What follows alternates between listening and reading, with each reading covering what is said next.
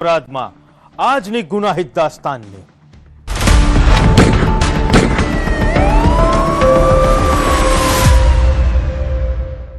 પાટણમાં ગુંડા તત્વોની ખેર નથી। મસ્તાની ગેંગના મુખિયા ભાવેશ રબારીના ગેરકાયદેસર સામ્રાજ્ય પર કેવી રીતે ફરી વળ્યું બુલડોઝર તે જોઈએ।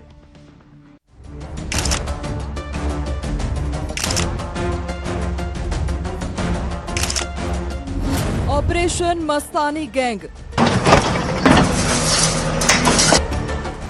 खाखीनो खौफ, गुंडाओનું સામ્રાજ્ય ધૂળધાણી। જે ગેટ પર ક્યારે મસ્તાની ગેંગના ગુંડાઓનો પહેરો હતો, આજે ત્યાં સરકારી બુલડોઝરની ગર્જના સંભળાઈ રહી છે। આ દ્રશ્યો છે પાટણના ચાણસ્માના જીલિયા ગામના, જ્યાં કુખ્યાત ભાવેશ રબારીના કહેવાતા સ્ટેટ ઓફ રામાધણી ફાર્મ હાઉસનો અહંકાર તૂટી રહ્યો છે। ગૌચરની જમીન પર ખડકી દેવાયેલા ગેરકાયદેસર કિલ્લાને તોડવા માટે જ્યારે પોલીસનો કાફલો પહોંચ્યો ત્યારે આખા પંથકમાં સન્નાટો વ્યાપી ગયો હતો। આ એ જ ફાર્મ હાઉસ છે જ્યાં થોડા દિવસો પહેલા કાયદો લાચાર બન્યો હતો। રામાપીરના મંદિરના ફાળા અને જમીન વિવાદમાં મસ્તાની ગેંગ અને રામાધણી ગેંગ વચ્ચે લોહિયાળ જંગ ખેલાયો હતો। હદ તો ત્યારે થઈ જ્યારે ખાખી વર્દી પર પણ ધારિયા અને તલવારોથી હુમલો કરવાનો પ્રયાસ કરાયો। પોલીસ કર્મીઓને જીવ બચાવવા ભાગવું પડ્યું હતું, પણ યાદ રાખજો, કાયદાના હાથ લાંબા હોય છે અને જ્યારે તે પડે છે ત્યારે હિસાબ પૂરો જ હોય છે। ખાખી પર હુમલો એટલે વિનાશ નક્કી। हाल जे जीलिया गामनो जे सर्वे नंबर 166 છે એની ઉપર જે ગૌચરની જમીન ઉપર ઇલીગલ એન્ક્રોચમેન્ટ કરેલું છે, ઇલીગલ કન્સ્ટ્રક્શન કર્યું છે અને આના સિવાય પણ કોઈ પણ ઇલીગલ કન્સ્ટ્રક્શન સરકારને ધ્યાનમાં આવશે તો એના વિરુદ્ધ પણ કાયદેસરની કાર્યવાહી કરવામાં આવશે। ભાવેશ રબારી એક એવું નામ જેના પર ગુસ્સી ટોકનો સકંજો છે। વ્યાજખોરી, જમીન હડપવી, અપહરણ અને આર્મ્સ એક્ટ જેવા ગંભીર ગુનાઓ જેની ઓળખ છે। જીલિયા ગામમાં બનેલું આ ફાર્મ હાઉસ માત્ર રહેણાંક નહોતું, પણ ગુનાખોરીનું એપી સેન્ટર હતું। નવાઈની વાત તો એ છે કે આટલું મોટું બાંધકામ થઈ ગયું અને સ્થાનિક તલાટી અંધારામાં હતા। જ્યારે તંત્રનો હથોડો ચાલ્યો ત્યારે તલાટીના જવાબો પણ ગોળ ગોળ હતા। કેટલા વર્ષથી મેડમ તલાટીમાં છો? તો બેન 3 વર્ષમાં ધ્યાન આવ્યું નથી ગેરકાયદેસર બાંધકામ હતું કે નહોતું? ના, માપણી નહોતી તેની માપણી આજે જ થઈને આજે કાર્યવાહી શરૂ થઈ। કેમ આટલા વર્ષ પછી કાર્યવાહી થઈ? આપ 3 વર્ષથી કામ આપ 3 વર્ષથી કામ કરો છો? આપને તો ગામની ખબર હોય ને કે ગેરકાયદેસર કેટલું દબાણ છે ગામના અંદર? નક્કી ના થયું હોય ત્યાં સુધી ખ્યાલ ના દબાણ છે। પણ આપને અરજી કે કઈ એવું અરજી ના નહીં એડીઆરમાં અરજી કરેલી હતી પણ માપણી થઈ નથી। આ મકાન માપણી થઈ મકાન ક્યારે તોડવામાં છે? એ 7 દિવસ પછી। તંત્રે અત્યારે તો મુખ્ય ગેટ અને વંડા તોડી પાડ્યા છે, પણ મસ્તાની ગેંગને સ્પષ્ટ મેસેજ આપી દીધો છે કે ગુંડાગીરી હવે નહીં ચાલે। બાકીનું બાંધકામ તોડવા માટે પણ 7 દિવસનું અલ્ટિમેટમ આપવામાં આવ્યું છે। જે ગુંડાઓએ પોલીસને દોડાવી હતી, આજે એ જ ગુંડાઓનો પોલીસે જાહેરમાં સરઘસ કાઢીને તેમનો મસ્તાની નશો ઉતારી દીધો છે। પાટણમાં ગુંડાઓનો કડુસલો। પાટણ પોલીસની આ કાર્યવાહીએ સાબિત કરી દીધું છે કે ગમે તેટલી મોટી ગેંગ હોય, જો કાયદો હાથમાં લેશો તો બુલડોઝર તમારા ઉંબરે જ તૈયાર ઊભું હશે। હવે જોવાનું એ રહે છે કે આગામી 7 દિવસમાં આ રામાધણી સ્ટેટ સંપૂર્ણપણે ક્યારે સાફ થાય છે।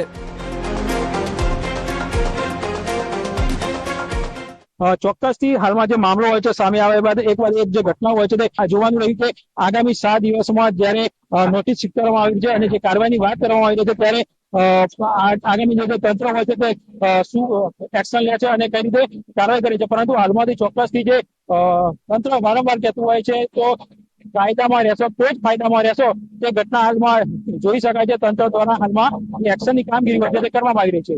કેતન પટેલ, વિજય ટીવી ગુજરાતી, પાટણ। સુરતમાં માનવતા મરી પરવારી હોય તેવી ઘટના સામે આવી છે। લોહીના સંબંધો લજવાયા છે અને એક જનેતાએ જ પોતાની માસૂમ પુત્રીની કાળમુખી દુશ્મન બની ગઈ છે।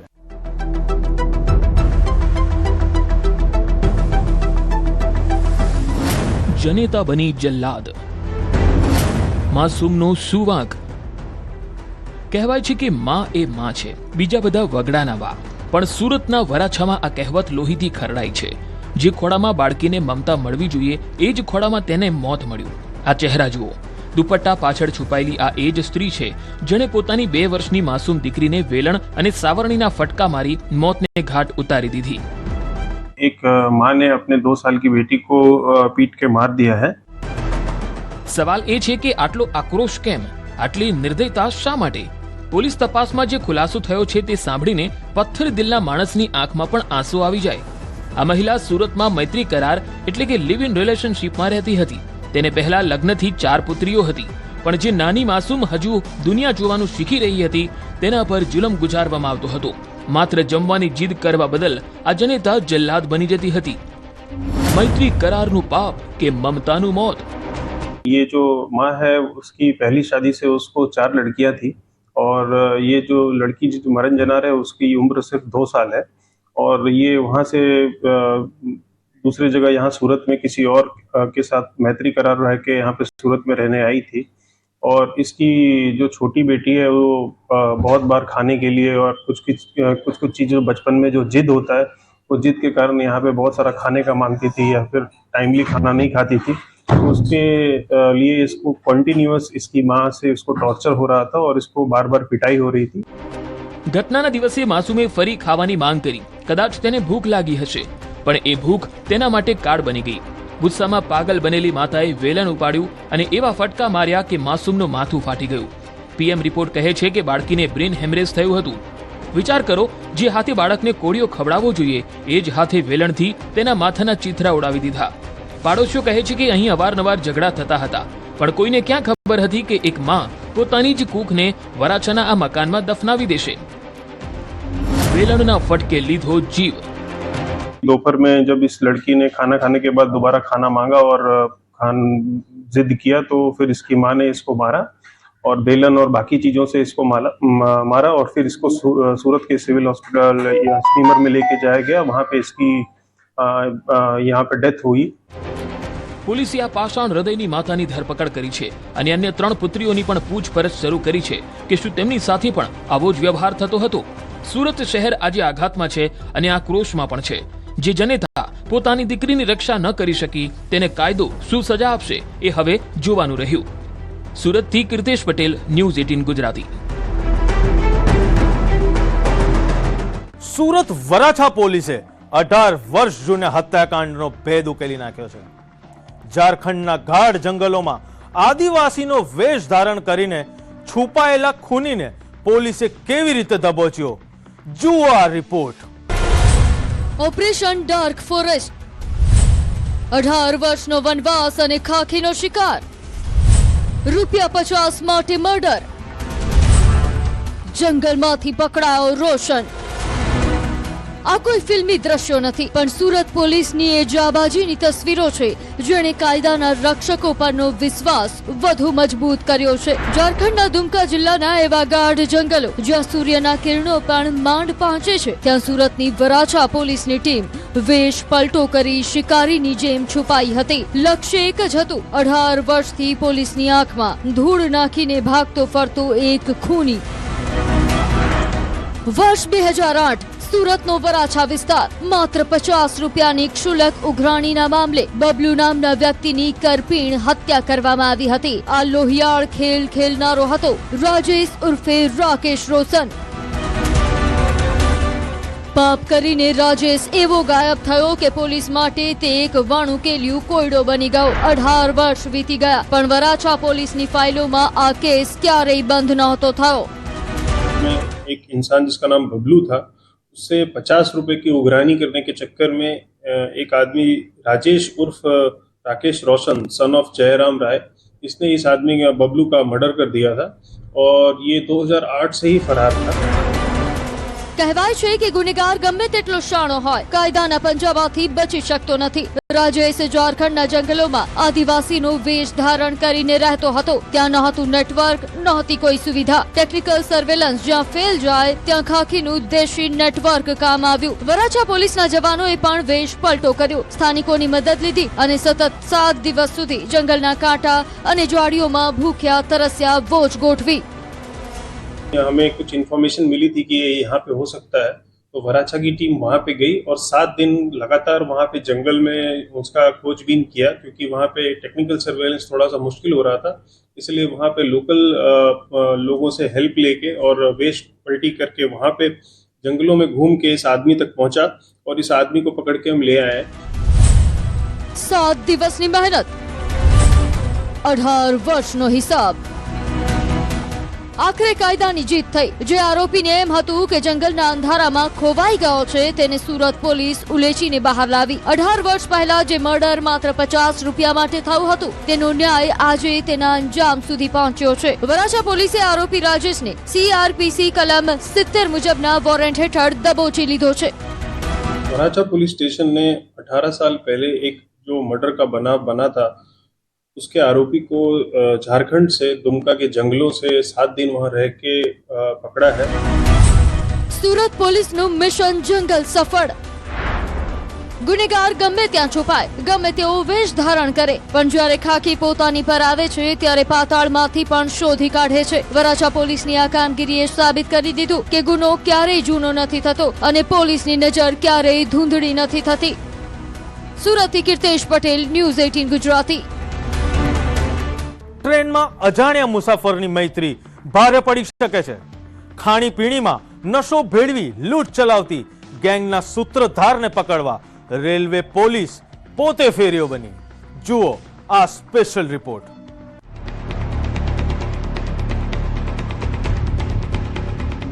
સ્લીપર કોચનો સ્લીપિંગ શિકારી.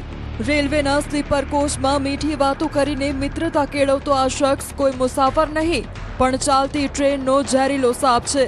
મોઢે કાળો નકાબ અને પગમાં ચપ્પલ પહેર્યા વગર ઊભો છે. તેની પાસે આ 500-500ની નોટોના બંડલ ક્યાંથી આવ્યા? આ છે અમિત ઠાકુર, જે મુસાફરોને મોતના મુખમાં ધકેલી ઊંઘની ગોળી આપી તેમની જિંદગીની મૂડી લૂંટી લેતો હતો. ગુજરાતથી લઈ ઓરિસ્સા સુધી જેનો આતંક હતો એ આખરે કાલુપુર રેલવે પોલીસના સકંજામાં છે. ટ્રેનોમાં મુસાફરો સાથે મિત્રતા કેળવીને તેઓને વિશ્વાસમાં લઈ ફરિયાદીની નજર ચૂકવીને તેની ખાણીપીણીના સામાનમાં કેફી પદાર્થ જેવી કે ઊંઘની ગોળી, ટેબ્લેટ, અલ્ટ્રાઝોમ જેવી દવા ભેળવીને તેઓ પેસેન્જરોને બેભાન કરીને તેઓના જીવ જોખમમાં મૂકીને તેઓની પાસે રહેલી રોકડ રકમ, કિંમતી ઘરેણાં, તેઓના મોબાઈલ ફોન તથા રોકડ રકમ જેવી કિંમતી વસ્તુઓની તેની પાસેથી ચોરી કરીને આ આરોપી જે હતો એ પોતાના ગુનાને અંજામ આપતો. 7 દિવસનો ફેરિયા ડ્રામા. દિલ્હીના આ શાतिर ઠગને પકડવો એ લોઢાના ચણા ચાવવા જેવું હતું, પણ કાલુપુર રેલવે પોલીસની ટીમે હાર ન માની. પોલીસ જવાન 7 દિવસ સુધી દિલ્હીની ગલીઓમાં ફેરિયા બનીને ભટકતા રહ્યા. નજર અમિત પર હતી અને હાથમાં ધરપકડનું વોરંટ. અંતે 7 દિવસની મહેનત રંગ લાવી અને 25 ગુનાનો માસ્ટરમાઇન્ડ જેલના સળિયા પાછળ ધકેલાયો. ગુજરાત સિવાય મહારાષ્ટ્ર, ઓરિસ્સા, ઝારખંડ, પશ્ચિમ બંગાળ, તમિલનાડુ, યુપી વગેરે સ્ટેટના અલગ અલગ 25 જેટલા ગુનાઓને અંજામ આપેલ હોવાનું કબૂલાત કરેલું હોય, જે પૈકી 8 ગુનાના કામે તેઓ ટ્રાન્સફર વોરંટથી અન્ય રાજ્યમાં ટ્રાન્સફર કરવામાં આવશે. આખા દેશમાં પાથરેલી માયાજાળ. બિહારનો આ રિક્ષા ચાલક દિલ્હીથી ટ્રેન પકડતો અને પછી શરૂ થતો 15 દિવસનો ક્રાઇમ રૂટ. યુપી, બંગાળ, ઓરિસ્સા, તમિલનાડુ અને ત્યાંથી તે પરત આવી મુંબઈ, ગુજરાત, એમપી, દિલ્હી. સમગ્ર રૂટ દરમિયાન 10-15 દિવસની મુસાફરી કરતો અને તે સ્લીપર કોચની અંદર જનરલી મુસાફરી દરમિયાન જોડે બેસેલા મુસાફરને વિશ્વાસ કેળવી તેઓને કેફી પીણું પીવડાવીને ઊંઘની દવા આપી સુવડાવી લૂંટનો ખેલ ખેલ્યો છે. તદુપરાંત આંધ્રપ્રદેશ, ઓરિસ્સા અને ઝારખંડમાં પણ તેણે એક જ મોડસ ઓપરેન્ડીથી ગુનાને અંજામ આપ્યો છે. આર્થિક ઉપાર્જન અને મોજ શોખ માટે એને જે ટેવ હતી એના માટે આ રીતનું એ ગુનાને અંજામ આપીને એ પોતે પૈસાનું એક સાધન તરીકે એનો ઉપયોગ કરતો હતો, ગુનાને અંજામ આપીને. મોજશોખ માટે લોકોના જીવ જોખમમાં મૂકનાર આ ઠગ પાસેથી પોલીસે 2 લાખ રોકડ અને 3 મોબાઈલ જપ્ત કર્યા છે. હવે અન્ય રાજ્યોની પોલીસ પણ આ સ્લીપિંગ શિકારીનો કબજો લેવા લાઇનમાં ઊભી છે. અમદાવાદથી ઋત્વિજ સોની, ન્યૂઝ 18 ગુજરાતી.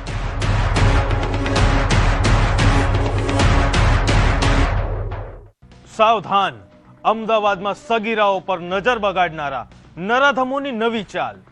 છેડતી બાદ નકલી આધાર કાર્ડ બનાવી આચરવા જઈ રહ્યા હતા મોટું પાપ.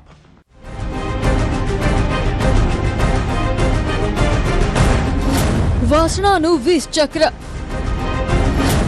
હવસનું હાઈટેક કાવતરું, સગીરાઓ ટાર્ગેટ, નકલી આધાર કાર્ડ હથિયાર. કેમેરામાં દેખાતા ચહેરાઓને ધ્યાનથી જોઈ લો.